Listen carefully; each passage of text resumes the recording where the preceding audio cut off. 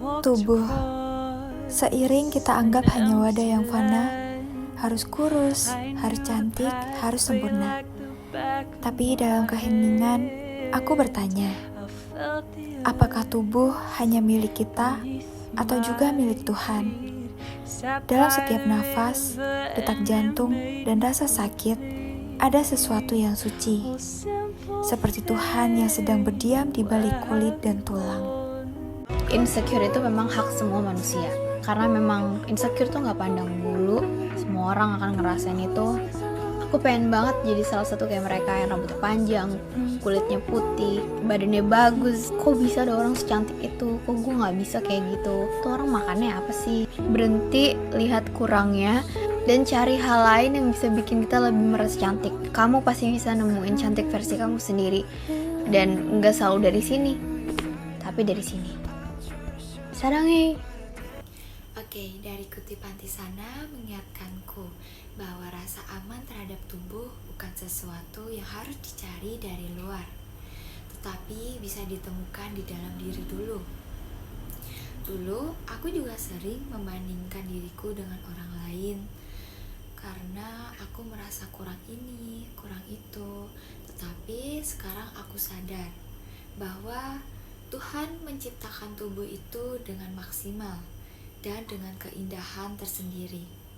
Jadi saat aku berhenti melihat kurangnya dan mulai bersyukur, aku belajar bahwa cantik itu bukan dari muka aja, tetapi juga dari dalam hati, di mana tempat Tuhan terdiam.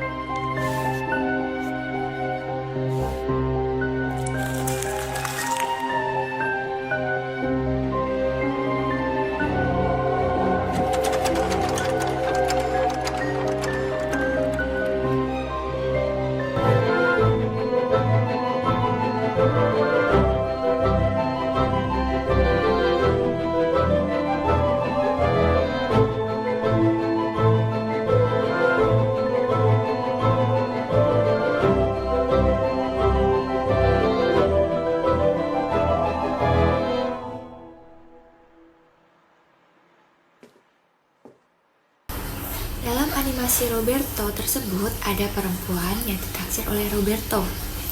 Dalam adegan perempuan yang melihat dirinya di cermin, tampak malu, ragu, lalu ia menatap dengan sedih, yang melambangkan konflik antara batin, tubuh, dan penerimaan diri. Dan di adegan akhir, saat perempuan yang ditaksir oleh Roberto ini mulai tersenyum dan berdamai dengan perasaan dirinya sendiri. Nah, momen ini adalah simbolik penerimaan tubuh sebagai anugerah. Pada film animasi ini menggambarkan perjalanan batin dari rasa malu, ragu terhadap tubuh menuju penerimaan diri yang penuh dengan kasih.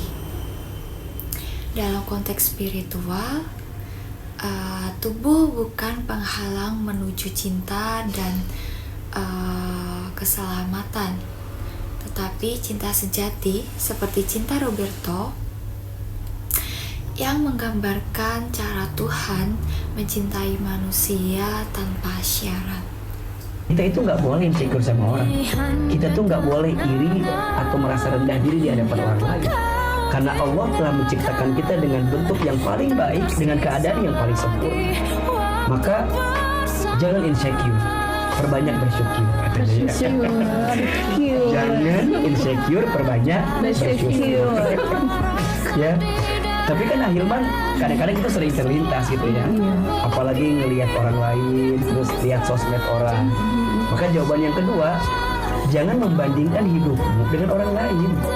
Karena masing-masing punya zona kebahagiaannya, ya nggak sih?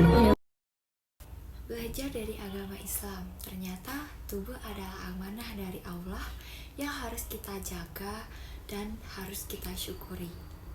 Ustadz Silman Fauzi berkata bahwa kita tidak boleh insecure terhadap orang lain, karena Tuhan telah menciptakan kita dengan bentuk yang paling baik dan keadaan yang paling sempurna. Aku jadi sadar, seringkali aku lupa bersyukur. Malah aku sibuk membandingkan tubuhku, hidupku dengan orang lain. Tetapi ternyata setiap manusia punya zona kebahagiaannya sendiri. Saat aku belajar menerima tubuhku apa adanya, disitulah aku merasa paling dekat dengan Tuhan. Setelah lihat beberapa kutipan dari public figure, fiksional, bahkan figur dari lintas iman, sekarang aku tahu tubuhku adalah rumah bagi kasih Tuhan. Ia mungkin tak sempurna di mata dunia, tapi sempurna di matanya. Dan aku ingin terus belajar mencintai, merawat, dan bersyukur, karena tubuhku adalah tempat di mana Tuhan menulis cerita cintanya. Oke, pesan dari aku, jangan terus-terusan untuk insecure. Bye-bye.